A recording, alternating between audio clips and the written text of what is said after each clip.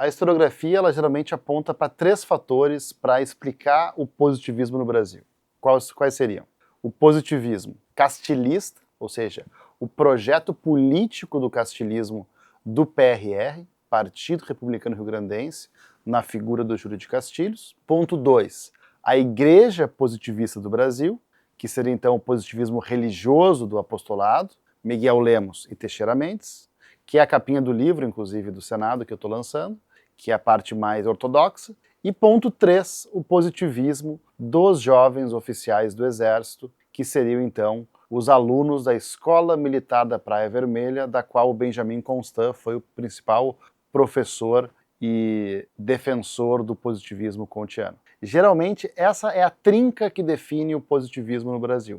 Só que o meu livro busca ir além disso, dizer o seguinte, olha, tem mais coisa além disso. A gente não pode ficar preso nessa trinca. PRR castilismo, Igreja Positivista e o positivismo dos jovens oficiais. Existe todo um caldo de cultura positivista que ela é uma discussão, um diálogo entre positivismo kantiano e os diferentes evolucionismos. Essa é quase que a dança ideológica do final do Segundo Reinado e comecinho da República, que são visões cientificistas que procuram, então, formar uma visão de um Brasil moderno, que é um Brasil que não é mais o país da tradição, de uma monarquia escravista, católica, centralista, e sim é uma nova coisa, focada na República e focada numa ideia de reforma social elitista. Mas vamos olhar um pouco mais para esse estado da arte. A historiografia tradicional, ela está olhando para o positivismo de uma forma quase que compartimentalizada. Por que isso? Isso vem muito da interpretação dos positivistas ortodoxos, os religiosos do apostolado, Miguel Lemos e Teixeira Mendes. O que eles fazem de modo muito hábil e muito sedutor em alguma dimensão? Eles colocam a seguinte questão: nós, os religiosos, somos os ortodoxos. Nós somos, em alguma dimensão, os positivistas, entre aspas, verdadeiros. Portanto, quem está fora da ortodoxia é um positivista heterodoxo. O que eles queriam dizer é um positivista herege, um positivista que não segue os pressupostos religiosos da religião da humanidade, que é essa religião que o Comte fez na sua última etapa de vida, etapa intelectual. Ou seja, positivismo ortodoxo é o que a religião diz e defende, e o positivismo heterodoxo é todo o resto. Essa é uma divisão de época, é uma categoria do final do XIX.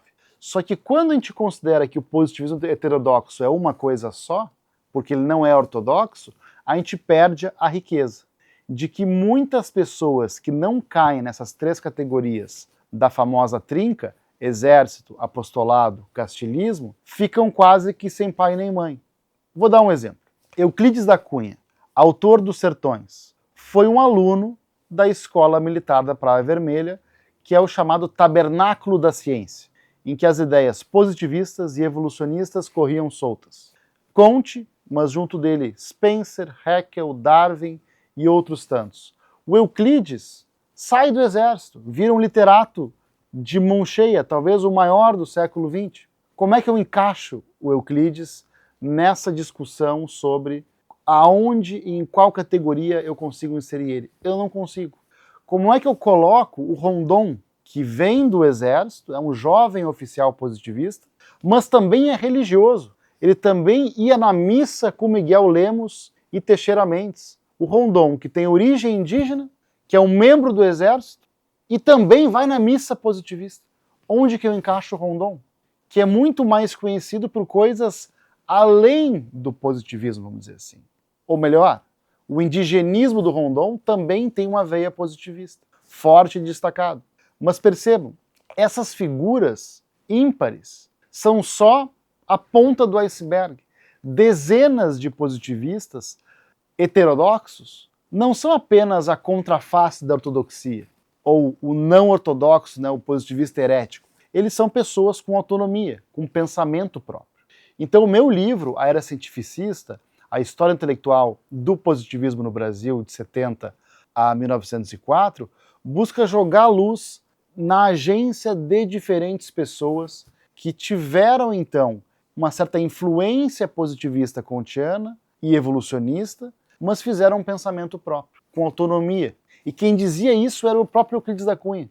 Ele dizia, olha, a gente lia muito Comte e outras teses cientificistas, mas a gente lia com autonomia. A gente tinha capacidade de filtrar, de recepcionar e de transformar isso em literatura, em um pensamento filosófico brasileiro, num ensaísmo político nacional. E esse é o resgate que eu procurei operar, que é fugir dessas três categorias da famosa trinca positivista, castilismo, exército, apostolado, e olhar para um positivismo muito mais difuso. Um positivismo difuso que moldava a visão do Brasil moderno. E que eu percebi depois desse positivismo difuso, que estava em vários lugares ao mesmo tempo, no comecinho do século XX até a década de 30, já é um positivismo que vai perdendo tração. É o que eu chamo então de positivismo já difundido. Não mais difuso, que estava em todo lugar ao mesmo tempo, mas é um positivismo que já vai se difundir e já vai virar quase que uma matéria escolar obrigatória, mas que não tem mais um ímpeto revolucionário, um ímpeto de grande mudança social. Eu fui buscar, então, na era Vargas, um tipo de, como é que eu busco as origens positivistas do varguismo, no positivismo, e não encontrei. O que eu encontrei foi um positivismo já aguado, difundido, um pouco batido, que foi substituído por outras ideologias. Eugenia, fascismo, nazismo, comunismo, que são outras questões. Se eu quiser entender essa força, essa virilidade das ideias positivistas, eu tenho que olhar para o 19, sobretudo para as décadas de 1870 e as décadas de 1880, 90, até chegar na chamada revolta da vacina, que eu vou fazer um vídeo específico sobre isso nos próximos meses. É isso?